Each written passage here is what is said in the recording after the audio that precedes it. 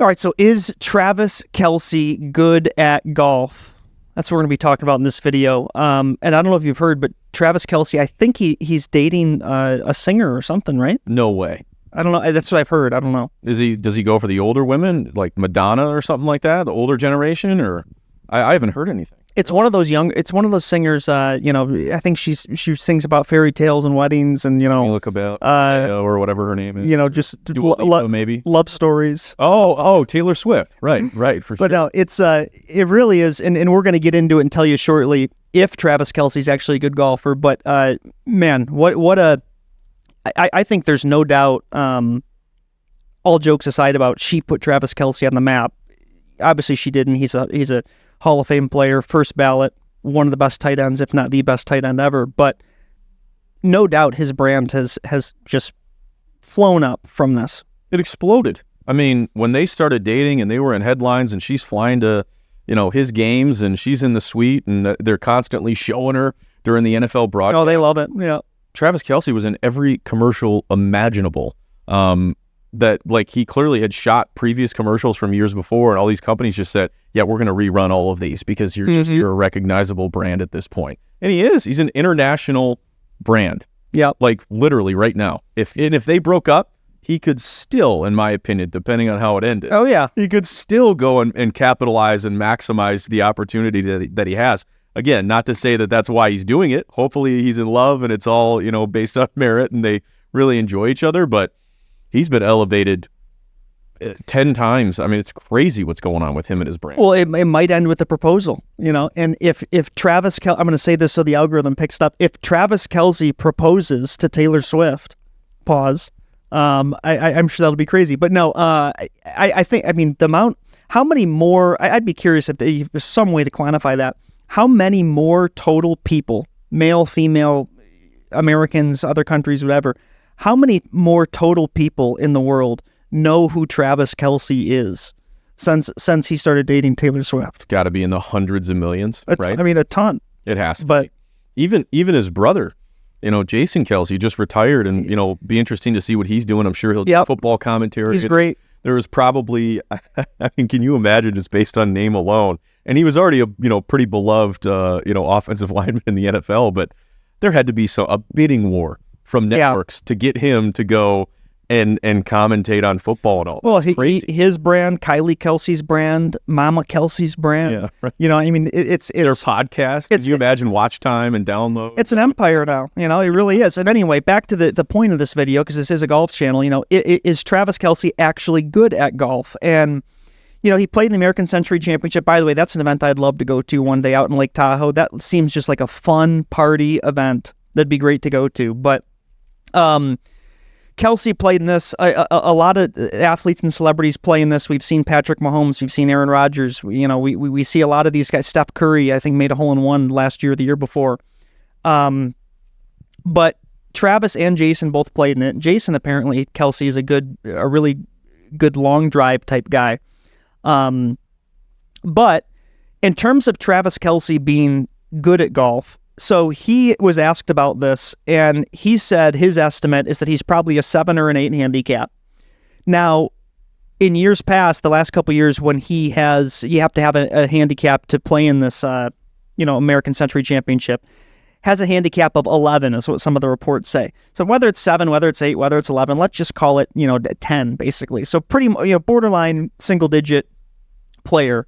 From the videos I've seen, seems to have a decent swing, seems to have pretty good golf etiquette, like he plays a decent amount. Obviously, Mahomes plays. There's a lot of NFL guys that play, and that's a separate video we're going to get into about who's the best NFL golfers, but seems to be a decent player. And I think that what we see is that a lot of these athletes not only play golf in their spare time, but these look, if you're a not only a professional athlete, but a exceptional professional athlete, Steph Curry, Travis Kelce, Aaron Rodgers, a lot of these guys, it translates because they're so competitive and they're so athletic in general, and they're able to figure it out on the golf course, really. Well, for Jason and Travis specifically, you can see the big burly man swings, if you will, is what I like to call it. But in my opinion, if they worked with the right instructors and they actually focused on it and wanted to be better, Yeah. I think they could easily be, single-digit handicap Right. pretty quickly. I mean, they can absolutely hammer the ball. If there's just a little bit more touch and a little bit more effort put into it, I don't see why both of them in retirement or whatever they're going to do. Who knows if this is Travis Kelce's last dance? Is he retiring after this year? We don't know. But I think they could easily be better players. But to be a 10 handicap, they're already a very good player. I mean, we talk about in relative to the average golfer or the number of people who touch a club every year. Yes, if you're a 10 handicap, that's statistically good. Right. Now, what I think is crazy is, especially at these pro-ams, and there's pro-ams that go on at every PGA Tour event, every live event, whatever it is, you get a ton of amateurs out there, and 10 handicaps, 20 handicaps, whatever it is. I just marvel at the amount of people who just line the gallery. Yeah, I know. They line the fairway, they line the tee box, when in reality, some of these guys could snap hook a ball so hard. And not even and not even that offline. I mean, a lot of these grandstands and these people standing are 5 yards, 5 yards, 7 yards off the green type thing. I mean, it's not, you could hit a bad shot or hey, that wasn't my greatest shot. Maybe you pull it, maybe you slice it a little bit, fade it. And again, maybe you're 5 or 7 yards off the green, where if we're playing in a casual round of golf, man, I didn't hit the green, but all right, let me try to get up and down.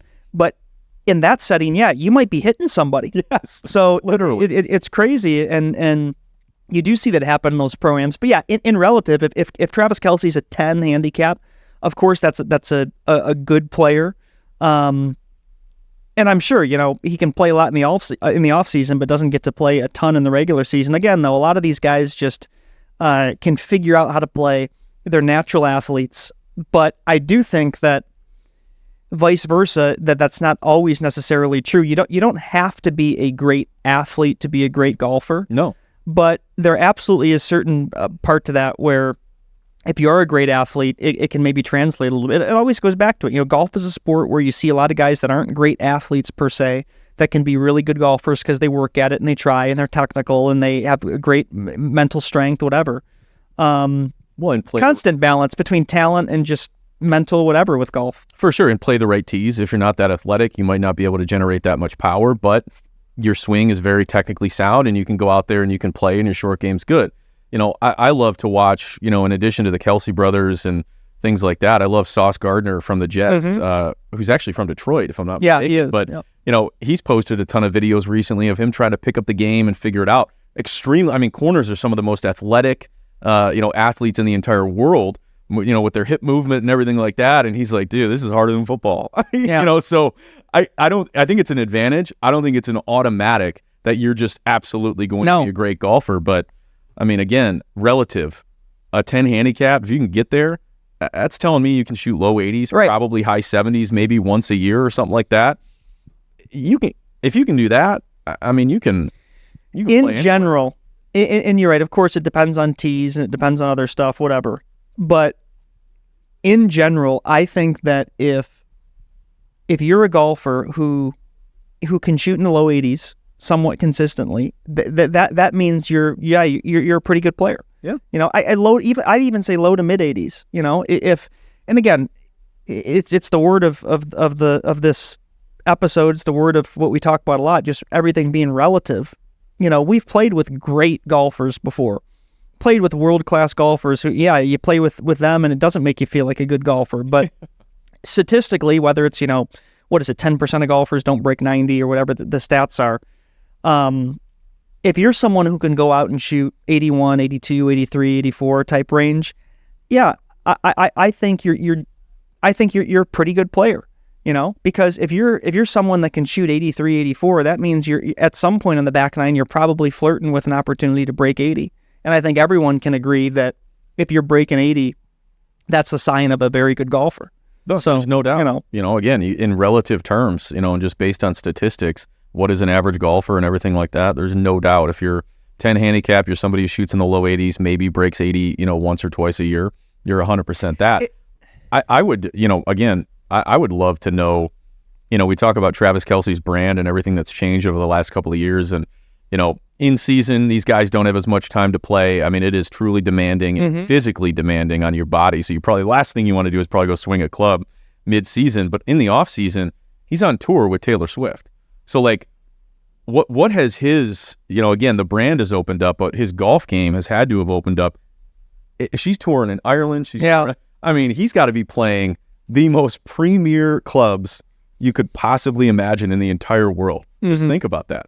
When he's how much time he has, because she's off doing. Well, he's doing the sound check and all the backup dances. Well, apparently, yeah, he's a part of the show now, but he's still got to have 5 hours throughout a day after he does his 2-hour workout or whatever he's doing to stay in shape to go and hit the ball around at literally some of the best clubs in the entire world. No, it seems like he's a good golfer. Would be curious to see him play more. And you're right. Once these guys retire, a lot of them, of course, do play golf more. Michael Jordan's obsessed with golf, plays it 36 a day. And I think he did that during the season. Well, he did that during the season too, right? But yeah, we'll see how many years Travis Kelce has left. Obviously, crazy time to be Travis Kelce, and I can't imagine the day in a life of a guy like that. And even just training camp now, trying to let's just focus on football and let's try to have another great season. And I'm sure it's just nonstop buzz and attention and questions and whatnot. But it's remarkable they won the Super Bowl last year. And again, guys, based on what you saw at the ACC, do you think Travis Kelce is actually a good golfer? And based on the handicap, he certainly is. I think that answers the question. But again, if you want to drop a comment and give your thoughts, there's no doubt. But like to your point, man, to be able to avoid all of the pomp and circumstance and the headlines and they're showing Taylor Swift and win the Super Bowl and get it done. I mean, that's a love story, baby. Just say yes. I mean, that's incredible. It really is. All jokes. We can end on that. I don't need to say anything else.